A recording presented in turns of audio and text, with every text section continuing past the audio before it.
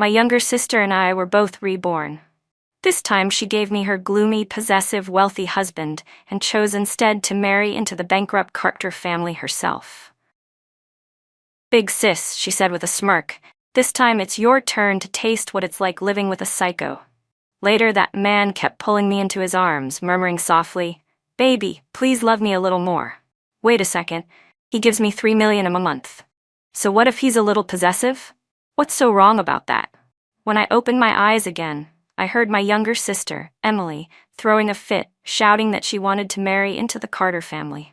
I instantly realized she had been reborn too. My parents' expressions changed immediately. They had always favored Emily since we were little. Even though I was only a year older, I always had to give in to her. "The Carter family just went bankrupt," my father said sternly. "Whoever marries into that house will only suffer. Let your sister go instead. She's older and surely knows better." When my parents refused, Emily burst into tears, screaming and threatening to starve herself until they agreed. In the end, my parents couldn't stand it and gave in. Mom turned to me, her tone cold and detached. "You should remember to thank your sister for this later." I silently nodded. Thank her? For something she didn't even want? As she passed by me, Emily leaned close and whispered, "Big sis, this time it's your turn to live with a freak." I smiled faintly. Did she really think life in the Carter family would be easy now that they'd fallen from grace? Having no money is the root of all misery. In our previous life, when faced with the same choice, Emily didn't hesitate to pick the Turner family. She dreamed of a blissful life as a rich man's wife. "Big sis," she had said back then, "I'll leave the Carter family's mess for you to clean up." But little did she know, the Turner family's heir, Ethan Turner, was a dark, possessive man. On their wedding day, he warned her not to have any foolish thoughts and ordered her to stay home obediently as Mrs. Turner. Later, she was discovered harming herself in his study. When Ethan found out, Emily panicked and tried to run away, but his bodyguards caught her and locked her inside the house.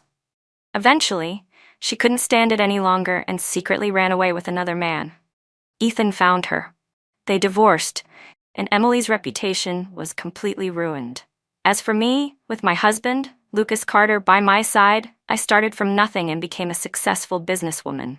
Lucas often said, "A modern woman should create her own value instead of relying on a man. As long as Lily agrees, I'll always quietly support her."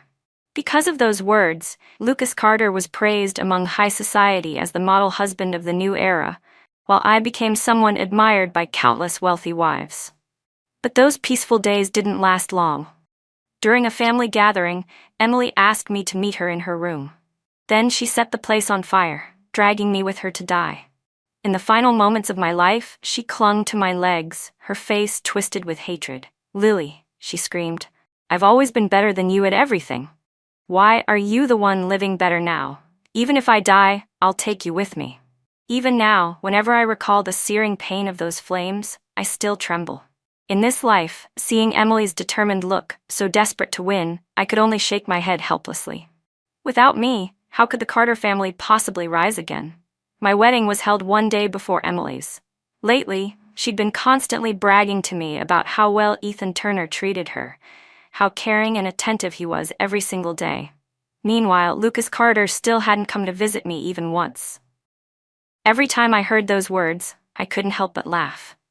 The Carter family had gone bankrupt. What else could he do besides treat her well? Men are like that. When they want to be good to you, you're their moon in the sky. When they don't, you're nothing but dust beneath their feet. At least the Turner family was practical. Within just a few days, they sent over an enormous amount of betrothal gifts. Because I insisted, my parents reluctantly agreed to merge part of those gifts into my dowry. The marriage with the Turner family had been something our family actively sought out to strengthen our business connections. But the engagement with the Carter family had been arranged long ago, back when the Carters hadn't gone bankrupt yet, and we were considered a good match. Now that the Carter family had fallen, my father didn't want outsiders to accuse us of being greedy for wealth and scorning the poor, so he clenched his teeth and decided to uphold the engagement. On my wedding day, I finally met Ethan Turner. He had sharp features, a tall, straight nose, and thin, gold-rimmed glasses that reflected the light. His whole demeanor was cold and distant, completely unlike the kind of man who would ever harm himself. When the officiant announced that the groom could kiss the bride, I instinctively stepped back, but Ethan's arm suddenly tightened around my waist, pulling me firmly against his chest before pressing a cold kiss onto my lips. That night, he sat on the sofa, his tie loose around his collar, the top 2 buttons of his shirt undone, revealing his toned chest. It was then I finally caught a glimpse of the possessive aura people had spoken about. Suddenly, Ethan reached out, gripped my chin, and leaned in, his deep eyes fixed on mine. "This marriage was something your family begged for," he said in a low, steady voice. "Now that we're married, you'd better get rid of any thoughts you shouldn't have. I'll transfer $3 million to you every month. All you need to do is play the role of Mrs. Turner in front of others. Besides that, you don't have to do anything. I don't like people touching what's mine. If you don't listen to me..." He paused, his voice dropping lower. "I can't promise what I'll do." Before he could finish, I grabbed his tie and pulled him down toward me, kissing him first. From the moment he sat down, my eyes had been wandering to the outline of his chest under that half-open shirt. As he bent toward me, his firm muscles and defined abs were right in front of my face. How could anyone look at that and not be tempted? After a while, I let go of him. The tips of his ears had turned crimson. My fingers couldn't resist tracing the lines of his abs as I leaned in close, my breath brushing his ear. "You've got a pretty good body, hubby," I whispered. "Since we're done talking, shouldn't we move on to the next step?" Ethan's body trembled slightly, his voice hoarse. What are you doing?"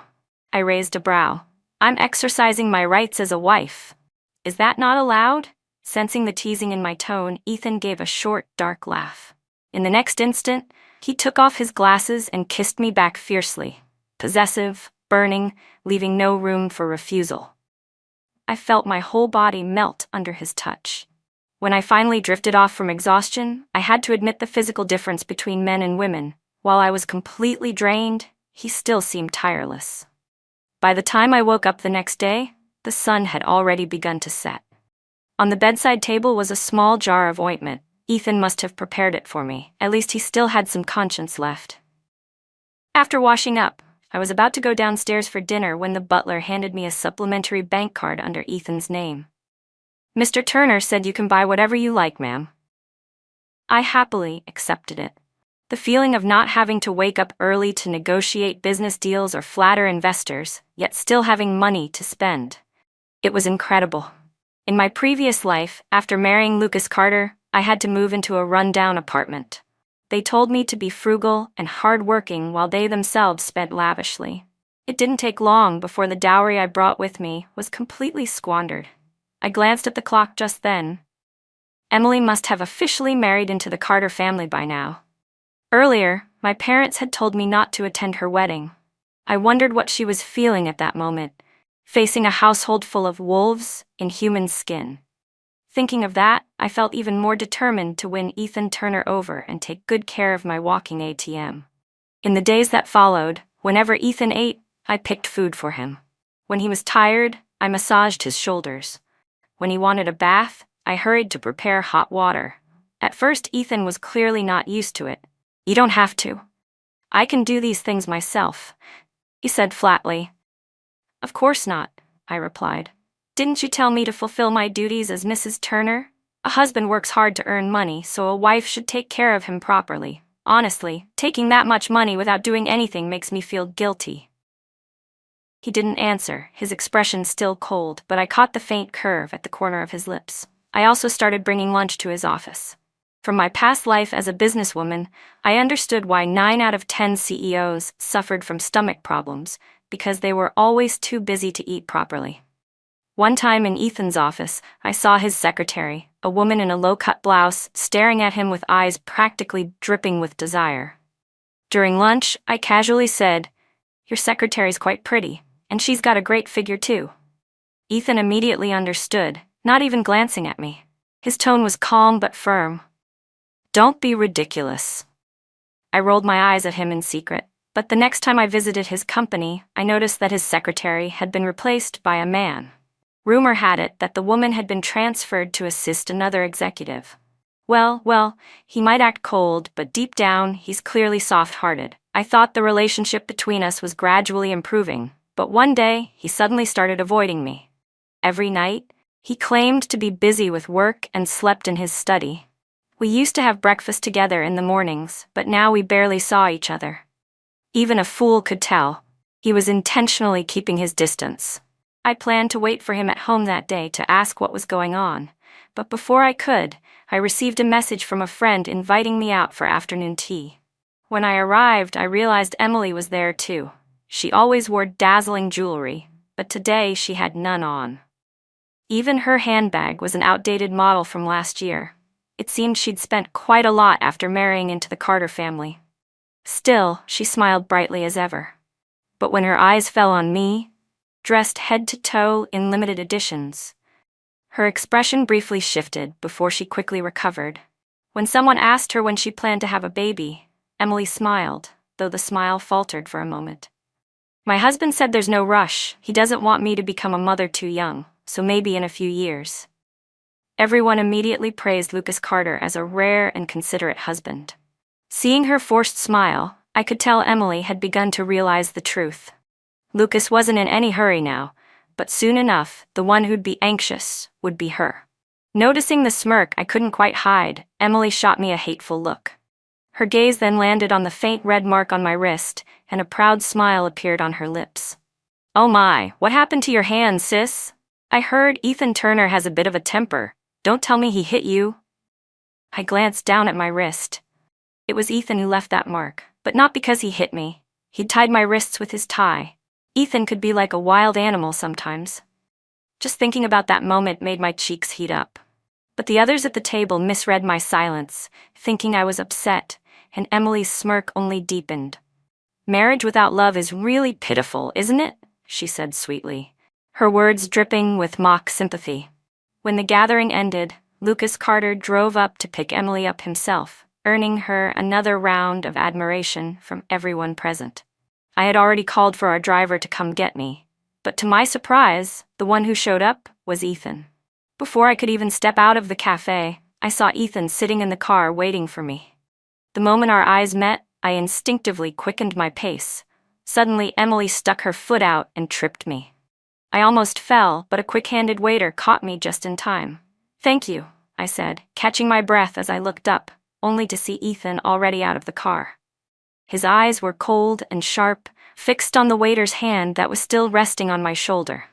Ethan strode over, checking me up and down to see if I was hurt. Then, without a word, he grabbed my hand and pulled me away. His imposing presence was so strong that no one dared say a thing. People just stared at me with pity, while Emily slowly mouthed something at me. I didn't need to hear the words to know what she said. Good luck, sis.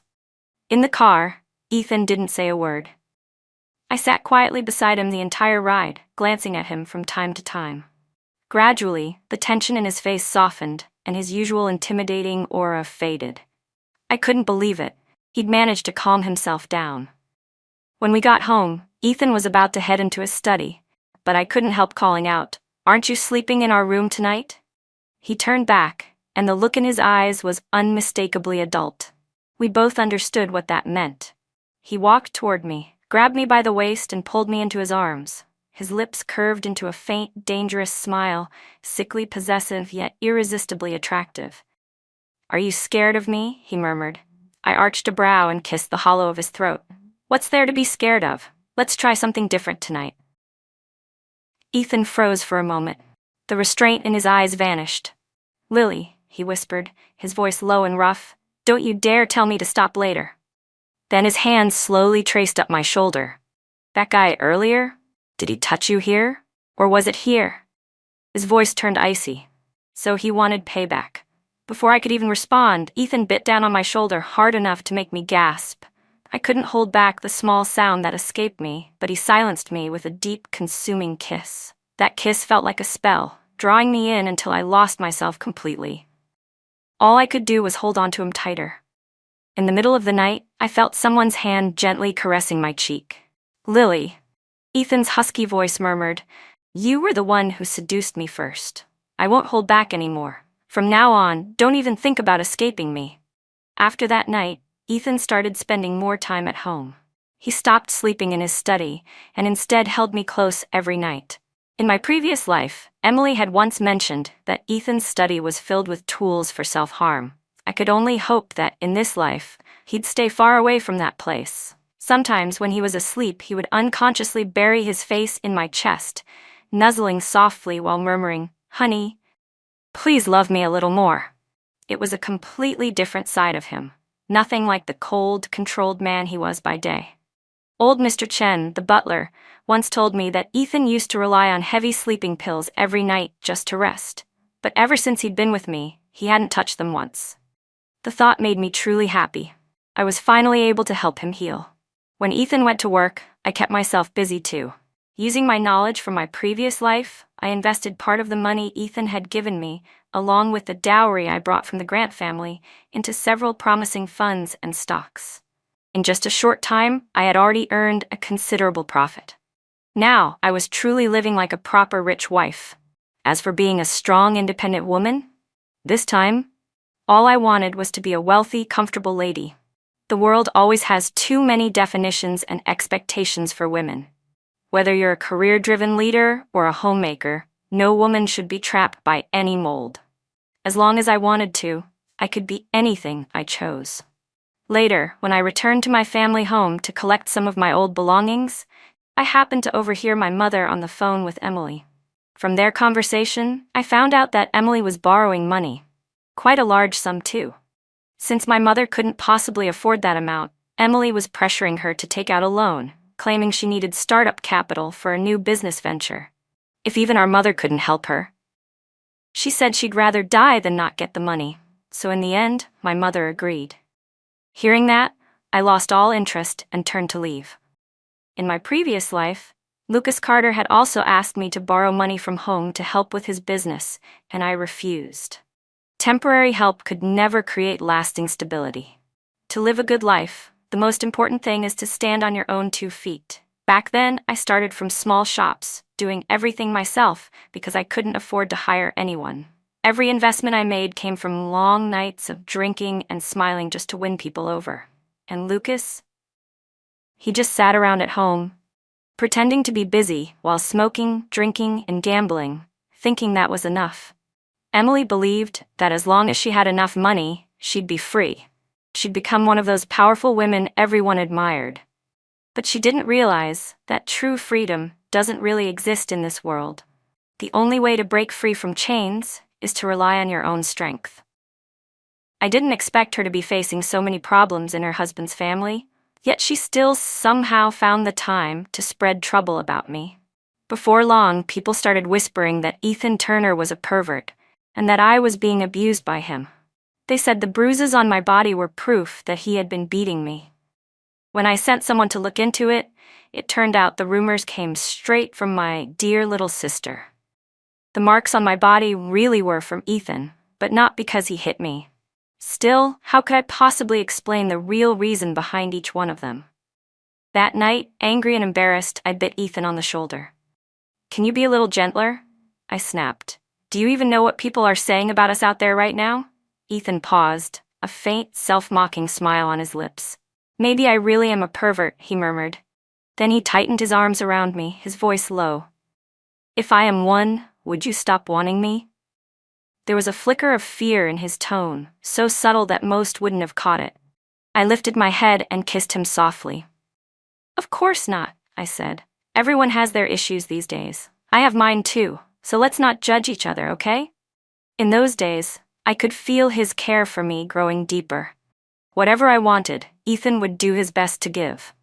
For someone like me, who had never truly felt loved, it was the first time I'd ever experienced what it meant to be cherished. I couldn't deny it anymore. I had fallen for him too. When I said that, Ethan exhaled in relief, smiling slightly, as if all the fears that had haunted him for years had finally faded. To me, they were just small, human flaws that everyone carried. Out of concern for him, I wanted to understand more about his past. Ethan's body was covered with faint scars and scratches, some old, some newer, and even his wrists bore the traces of self-inflicted wounds. Once, I asked him where those marks had come from. He didn't want to answer. Whenever I tried to press him, he would silence me with a deep, consuming kiss. Eventually, I learned the truth from Mr. Chen, the family's longtime butler. There were many things about the Turner family that only he knew. He told me that when Ethan was 10 years old, he had been kidnapped by human traffickers. At that time, his parents searched everywhere but couldn't find him. In the end, they gave up and adopted a boy from an orphanage, naming him Tyler. 3 years later, Ethan suddenly came back on his own. His body was covered in blood and mud, his eyes empty, his hair dirty and matted. The servants thought he was a beggar and even hit him with a broom.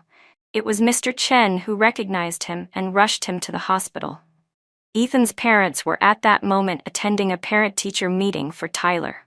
When they found out Ethan had returned, they didn't immediately rush to the hospital to see their son.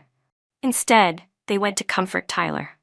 They told him that even though his older brother had come back, it wouldn't change his place in their hearts, that he would always be their most outstanding child. Ethan had heard every single word from his hospital bed. After Ethan came back, he was no longer the bright, lively boy he once was. Instead, he became withdrawn and insecure. No one ever knew what he went through during those 3 lost years. When his parents finally realized he wasn't the same, they didn't comfort him or try to understand. Instead, they lectured him for changing, for not being close to them anymore, for not being as charming and well-liked as Tyler, the boy they had adopted in his absence. Eventually, they poured all their affection into Tyler. In school, Tyler would lead his classmates in mocking Ethan. Whenever Ethan stayed quiet, they bullied him more, making everyone believe he was the adopted one and that Tyler was the real heir of the Turner family. In the end, Ethan couldn't take it anymore. He fought back, beating every one of his bullies, including Tyler, whose head was split open in the scuffle. Mrs. Turner didn't bother asking what had happened. She slapped Ethan hard across the face in front of everyone. From that moment on, everyone assumed Ethan was at fault. No one dared to befriend him anymore, but no one dared to bully him either. As Mr. Chen told me this story, his voice broke and tears welled up in his eyes. "I watched young master grow up," he said hoarsely. "No one knows the pain he's carried inside all these years.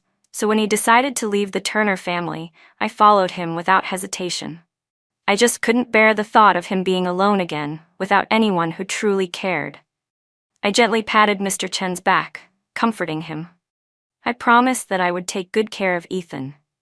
As for parents like the Turners, there was nothing left to pity. From that day forward, whatever happened to them no longer had anything to do with me. But I didn't expect that only a short while later, Mrs. Turner would call. Ethan and I were having dinner when he picked up the phone. She wanted us to come home the next evening, said there was something important they needed to discuss. Ethan clearly didn't want to go, but since they insisted, we eventually agreed. When we arrived, 3 people were already sitting on the sofa, chatting and laughing. The moment they saw us, the smiles on Mr. and Mrs. Turner's faces faded. Only Tyler stayed the same, cheerful, polite, and overly enthusiastic. He greeted me warmly, complimenting how much more beautiful I looked compared to our wedding day. I gave him a polite smile and nodded. After a few minutes of small talk, I understood what kind of person Tyler was. His words were smooth and sweet, but his eyes were full of calculation and deceit. It was clear he was trying to charm me, hoping I'd side with him instead of Ethan. He even, accidentally, revealed the scar on his forehead a few times, hinting that Ethan had a violent temper and might even hit me. So, it turned out green tea boys existed too. It wasn't just the girls. I smiled faintly. "That's funny," I said softly. "My husband only hits people who actually deserve it." The room went silent. Tyler's smile froze on his face, his expression awkward. He excused himself and didn't say another word to me for the rest of the evening. Meanwhile, Mr. Turner and Ethan were talking about the company. Suddenly, Mr. Turner changed the subject. "Your brother just graduated from college this year," he said. "You should start preparing the paperwork to transfer your position to him. After that, you can just support him from behind the scenes." The Turner Group had been an ordinary mid-sized company just a few years ago. It was because of Ethan's hard work that it had become what it was today, a respected, thriving corporation. Ethan let out a cold laugh. And on what basis should I do that? Mr. Turner slammed his palm on the table. On the basis that I'm your father. I built this company from the ground up. I'll hand it to whoever I want. Ethan's gaze hardened. Then go ahead, he said quietly. Let's see whether the board listens to you or to me. Mrs. Turner's face turned purple with rage. She stormed over and slapped Ethan across the face. How could I have raised such an ungrateful son? How dare you talk to your parents that way? If I had known you'd turn out like this, I would have rather left you to die out there than bring you back home. Ethan turned his head slightly to the side, saying nothing, his fists clenched tight. We didn't bother finishing dinner. He just grabbed my hand and led me straight out. In the car, he stayed completely silent. I was still thinking about how to comfort him when he suddenly slammed the brakes and pulled over by the curb. I'm going to buy something. Wait here in the car, he said curtly, not even giving me a chance to respond before getting out. I waited for a long time, but Ethan still hadn't returned. Anxiety started to creep in, and I finally decided to go look for him. I walked quite a distance, but couldn't find him anywhere. Just as I was about to head back, a group of street thugs suddenly blocked my way. Well, look at what we've got here, one of them sneered. A pretty little thing wandering around all alone this late? Why don't you come hang out with us for a bit? I forced myself to stay calm. None of your business, I said coldly. The one in front smirked and reached out to grab my shoulder. Oh, come on, sweetheart. Don't be scared. We'll make sure you have a good time. I dodged to the side and stepped back, warning them, if you don't leave, I'll call the police. They didn't seem the least bit intimidated. The more I backed away, the closer they came until my back hit a wall. I had nowhere left to run. They were still closing in, so I tightened my grip on the self-defense tool in my bag, ready to fight back if they got any closer. But before any of them could reach me, the leader was suddenly yanked backward by the hair and slammed headfirst into the wall with a sickening thud. Blood immediately trickled down his face as he screamed in pain. I looked up, and there was Ethan. His eyes were bloodshot, blazing with fury. Before the others could react, he pinned them to the ground and started beating them mercilessly. His nails were streaked with blood by the time the gang scrambled to their feet and fled in terror. Ethan turned to me, a faint, twisted smirk curling his lips. Scared? He asked, then pulled me tightly into his arms. Even if you are, I won't let you go. You'll be mine for the rest of your life. I steadied my breath and wrapped my arms around him. I'm not scared, I whispered. But since you've already beaten them up, you can't ever hit me, okay? Ethan paused, then buried his face in my neck and let out a soft, broken laugh. You're such an idiot, he murmured. Right then, my stomach let out a loud growl. I hadn't eaten dinner yet, after all. Ethan's mood had clearly improved, and he took my hand, leading me to a nearby restaurant for something warm to eat. That was when I noticed new cuts on his hands. Only then did I realize he hadn't left earlier to buy anything. He'd left to hide from me and hurt himself. Ethan didn't want me to see him in such a broken state. He didn't want to die anymore, but he still couldn't control the pain inside him. Whenever it got too much, he turned that pain inward. He carried a small knife on him just to hurt himself when the urges came. His psychiatrist had told him it was a severe form of self-loathing, buried deep in his mind. I took the knife from him and told him, next time you feel like this, don't shut me out, we'll face it together. Ethan agreed quietly. After that, Mr. and Mrs. Turner called several more times, wanting us to visit, but we refused every time. Not long after, my parents suddenly showed up uninvited, this time bringing Emily with them. They claimed they'd heard I was being abused, and came out of concern to check on me. I almost laughed. If they truly cared, why didn't they come the moment they heard those rumors? Sure enough, after a few polite exchanges, their real motives slipped out. Emily wanted to borrow money from me. Judging by the timing, the Carter family had probably burned through all her wealth by now. They were leeching off her completely. The fact that she'd come to me only proved she was desperate, with nowhere left to turn. Of course, she didn't admit any of that. She just smiled sweetly and said, "My business is expanding fast, so I need some extra capital. I was hoping you could lend me a bit." Of course, I refused to lend her the money. Emily's face immediately darkened. "You have so much money, There's no way you can spend it all. Your husband won't even let you go out alone, so why not lend me some? I'll pay you back once I become a successful businesswoman. Don't say I didn't warn you. If your husband ever loses control, you'll have no one but your family to rely on. Are you sure you want to ruin our relationship over this? I let out a cold laugh. Ruin our relationship? Do you even still have one to ruin? I thought you'd lost all sense of dignity a long time ago. Emily's face turned red with fury. She pointed at me, trembling, but no words came out. My father's expression grew dark. Lily, are you really going to talk to your parents like that? I'm sorry, I said quietly, but I stopped listening to you a long time ago. My father raised his hand as if to slap me, but the bodyguard stepped in and blocked him.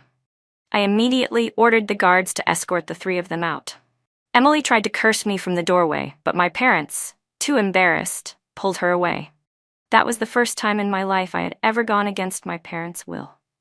From the moment I was born, I'd been taught to obey, to yield, to avoid conflict. But now I finally understood. Submission never earns respect. It only invites more cruelty. Ethan came up from behind and wrapped his arms around me. He must have heard everything from upstairs. They made you angry, didn't they? He said softly. Want me to deal with them for you? I shook my head. No need. People like that. Karma will take care of them eventually. Later, my mother called again just to scold me. She shouted that if I didn't help Emily, she would cut me off and never acknowledge me as her daughter again. Then do it, I said simply and hung up. After that, I blocked her number. Not long after, I ran into Emily again at a party. She looked unusually cheerful, and her smile widened the moment she saw me. Sister, she said smugly, did you really think that without your help, I wouldn't make it? This time, my husband got an investment from Mr. Zhao himself. The Carter family will be back on its feet in no time. I didn't respond. I just turned my gaze toward Lucas Carter, who was standing proudly beside her. Mr. Zhao, huh? That's your doing? Lucas couldn't hide the smug look on his face, though he tried to sound humble. Helping Emily is the least I can do. I'll always be there for her. I smirked. Some people pretend for so long they actually start believing their own lies. Lucas's face stiffened. He quickly grabbed Emily's arm. Mr. Zhao's over there. Let's go thank him properly. Before leaving, Emily shot me a mocking glance and whispered, anything you can do, I can do too. I had also received an investment from Mr. Zhao in my previous life, but back then I already knew what kind of man Lucas Carter was. There was no way he had the ability to secure that deal on his own. I had been wary then, and for good reason. There's no such thing as a free lunch. Sometimes the price one pays is something they can never afford. Ethan walked over and gently took my hand, his eyes full of concern. What's wrong? He asked. I smiled and shook my head. Nothing. This is all Emily's choice. I just need to keep walking my own path. The party lasted late into the night. Nearly everyone decided to stay at the hotel, and so did we. The next morning, as I was heading downstairs for breakfast, I passed by another room and froze when I heard familiar voices. It was Emily and Lucas. You bastard. Emily's voice trembled with rage. To get that investment, you made me entertain Mr. Zhao? You couldn't do it yourself, so you handed your wife over instead? You're disgusting. A loud smack followed as she slapped him hard. Lucas didn't hesitate. He struck her back, sending her sprawling onto the floor. And what did you think? He hissed. You think he'd invest in you because of your talent? You couldn't even borrow money anywhere else. I had no other choice. So don't make a scene. They've got plenty of pictures of you, and if this gets out, even I won't be able to save you. With that, Lucas straightened his jacket and walked out, leaving Emily collapsed on the floor, her face pale and filled with despair. She looked up and, upon seeing me, rushed forward in fury, trying to grab me. You knew, didn't you? You knew all along. Why didn't you tell me? I sidestepped her attack, keeping my tone calm. Because it was your choice, wasn't it? Emily fell back to the floor, then suddenly let out a twisted laugh. So in your last life, the same thing happened to you too, didn't it? You're just like me, filthy, tainted. Who's better than who? We're both dirty. We're both disgusting. She kept repeating those words like she wanted to drag me down to her level, to make herself feel less miserable by convincing herself we were the same. But the moment I spoke, her whole world shattered. I'm not, I said simply. Emily's eyes widened in disbelief. That's impossible. No woman could have gotten away from that. I gave her a faint, almost indifferent smile, because I was crueler than they were. Emily stared at me, shaking her head, then she burst out laughing hysterically. That's impossible. No woman could ever be crueler than a man. I didn't answer. I simply walked past her and left. In my previous life, Lucas Carter had drugged my drink and taken me to a hotel room where Mr. Liu Zhao was waiting. But what they didn't know was that I had spent years building up my alcohol tolerance at social events, and I was already wary of their plans. The moment I entered that room, I turned on the voice recorder on my phone. When Mr. Zhao tried to force himself on me, I fought back with everything I had. Lucas stood by the door, watching silently, pretending not to see. Mr. Zhao thought I was already trapped and defenseless, hurling insults as he tried to overpower me. But in that moment of chaos, I grabbed the wine bottle from the table and smashed it against his head. The glass shattered, leaving the jagged neck pointed directly at his throat. Take one more step, I hissed, and I'll kill you. Mr. Zhao snarled, his voice shaking. If you kill me, you'll destroy your own life too. Then we die together, I said coldly. Maybe it was because I looked completely unhinged, but in the end, he didn't have the courage to test me. He froze, and I walked out of that room alive. The reason I still allowed Lucas to lead me into that trap, even after I suspected him, was because I needed that investment.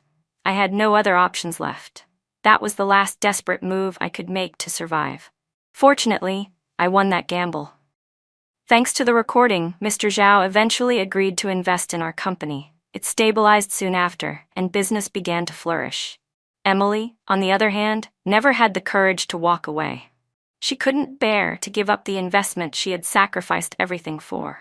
So she stayed, trapped, blackmailed, manipulated, and as the saying goes, no secret stays hidden forever. Before long, rumors about her and Mr. Zhao spread everywhere. Her reputation was destroyed, and people whispered behind her back wherever she went. My parents were completely disappointed in her. They said she had embarrassed them in front of their friends. People are like that. They turned their backs on Emily and started cozying up to me instead. Meanwhile, my relationship with Ethan grew stronger than ever. One day, he even publicly announced that he was giving me half of his company's shares. Every evening after work, he came straight home. He stopped attending business parties or networking events, and there wasn't a single woman anywhere near him. To everyone else, he was cold and distant, but when he looked at me, there was nothing but warmth and affection in his eyes. Once again, I became the woman everyone envied. People came to me asking for my secret, how I managed to make my husband love me so much, to the point he couldn't live without me. A month later, Ethan and I attended an industry summit. That's where we ran into Emily and Lucas again. They were there too. Emily no longer looked arrogant or confident. Her face was pale and covered in bruises. The layer of foundation on Emily's face couldn't hide the bruises beneath. People around her whispered and sneered, but she kept her composure, smiling and chatting as if nothing had happened. Only when her eyes met mine did her expression turn cold, like she was looking at a stranger. She brushed past me without a word. Naturally, I didn't greet her either. What I didn't expect was that she had secretly drugged my drink and sent someone to lead Ethan away. By the time I started feeling dizzy, Emily had already dragged me upstairs. "Lily, don't blame me," she whispered near my ear, her tone trembling with bitterness. "Why does everything good belong to you while all the pain falls on me? Mr. Zhao said if I help him get you, he'll let me go. Just don't resist. All you need to do is sleep for a while." Emily placed me on the bed and hurried out of the room. I fought to stay conscious and barely managed to open my eyes, only to see a large, bloated figure walking toward me. Mr. Zhao. As he stepped closer, I fumbled through my purse and pulled out the small fruit knife Ethan used to carry to harm himself. When Mr. Zhao reached for me, I snapped fully awake and drove the blade into his palm. He screamed in pain, clutching his bleeding hand. "A woman like you, how the hell do you have a knife?" I dropped to the floor and slashed a shallow cut across my own arm. The sting jolted me awake. Stumbling toward the door, I ran out of the room, but before I could get far, someone grabbed me. I struggled violently until a familiar voice said, "Lily, it's me." I looked up and saw Ethan's face, pale with worry. Only then did I relax, before everything went black. When I woke up, I was in a hospital bed. Ethan was sitting beside me, his hand gripping mine tightly. Every time I moved, he woke instantly and ran to call the nurse. According to her, he'd been by my side the entire time, giving me medicine and refusing to let go of my hand. I reached out and gently stroked his hair. "Don't worry," I said softly. "I'm fine now, aren't I?" Ethan's voice was low, trembling with suppressed rage. "Just the thought of that man trying to touch you makes me want to cut his hands off." "So what then?" I teased quietly. "Are you saying no man should ever touch me again?" "Of course not," he said, tightening his arms around me possessively. "Lily belongs only to me." I couldn't help but laugh. "But earlier at the conference, didn't you shake hands with a few women? Should I be angry too?" I was joking, but to my surprise, Ethan nodded seriously. "You're right," he said. "Lily cut my hand as punishment." Then he actually handed me the knife. When I didn't move, a faint sadness crossed his face. "You won't do it? Is that because you don't love me?" I touched other women's hands. "Doesn't that make you angry?" I stared at him speechless, then sighed. "You're insane."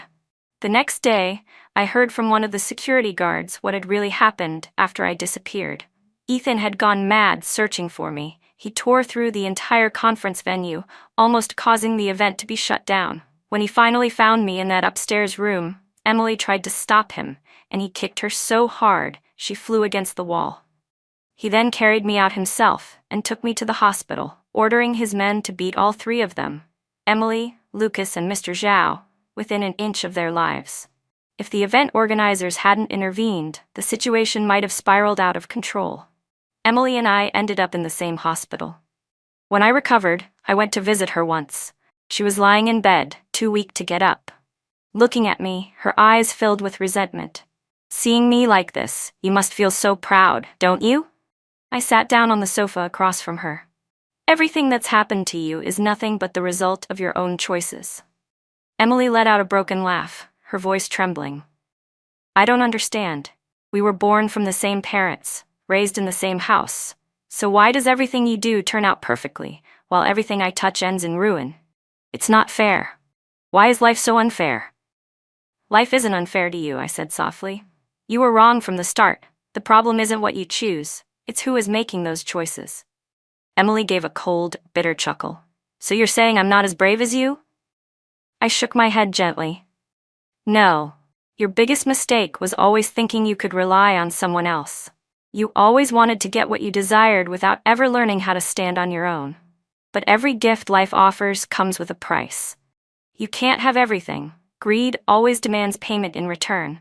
The one who put you in this situation was never me." Emily's eyes widened in disbelief. "You," she choked out, but I had already stood up and walked away without looking back. Behind me, her voice broke into a near-hysterical scream. "You're lying. I didn't lose to you. You're lying." After I was discharged from the hospital, Ethan became even more protective of me. He blamed himself for everything that had happened, refusing to let me out of his sight, as though being near me could somehow make up for it. According to my father, after Emily left the hospital, Lucas Carter divorced her. Lately he'd been chasing after the daughter of a newly rich family. Meanwhile, Emily had fallen apart. She kept muttering over and over that she wasn't wrong, that she hadn't lost. My parents didn't know what else to do, and eventually had her committed to a psychiatric hospital. As for Ethan, he didn't let Mr. Zhao off easily either. Within a month, Ethan's people had completely ruined Zhao's company, leaving him drowning in debt and living like a fugitive. Not long after, Zhao was arrested for robbery and involuntary manslaughter. Then, one day, I saw Emily's name on the news again. Somehow she had escaped from the psychiatric hospital. She showed up at Lucas Carter's wedding, knife in hand, and stabbed him to death right there at the ceremony. When the police arrested her, she kept murmuring, "It's all her fault. All because of her." Because of her mental condition, Emily was never convicted. But for the rest of her life, she would remain locked away in that hospital. When my mother heard the news, she changed her phone number and called me, crying hysterically. She said that from now on, she would have no one else to rely on but me. I listened quietly, answered a few perfunctory words, and hung up. They raised me, so of course I would repay that debt one day. But if they were expecting love or affection from me, they would be disappointed. Those were things I had never been given, not even as a child. That winter, I became pregnant. When Ethan found out, he was so overjoyed he nearly jumped for joy but hesitated to touch me, afraid he might hurt me.